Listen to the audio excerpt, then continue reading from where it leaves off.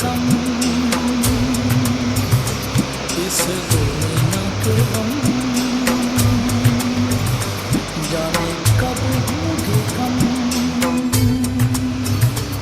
इस दुनिया के गम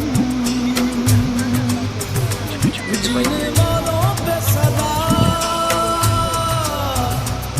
बेजुर्म खता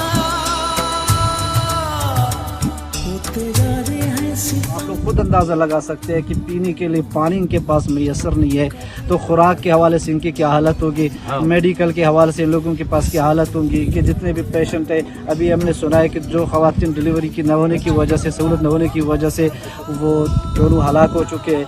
तो ये इतने ज़्यादा नुकसान तो है कि वे बयान नहीं कर सकते। आप सब लोगों को पता है कि 25 साल रिकॉर्ड टूट चुका है, यानी पूरा बलूचिस्तान डूब रहा है। आइए सब मिलकर, यही वक्त है खड़े होने का, यही वक्त है इम्तिहान में आजमाइश का, यही वक्त है कि अल्लाह पाक ने इन लोगों की आवाज़ आप लोगों तक पहुँचाई। अभी आप लोगों की जिम्मा है, आप लोगों का काम है कि आगे बढ़िए, अलबरका वेलफेयर ट्रस्ट इंटरनेशनल का साथ दीजिए। आपकी दी हुई अमानत इंशाल्लाह आपके इन भाइयों के तक पहुँचाना हम लोगों का काम है इंशाल्लाह।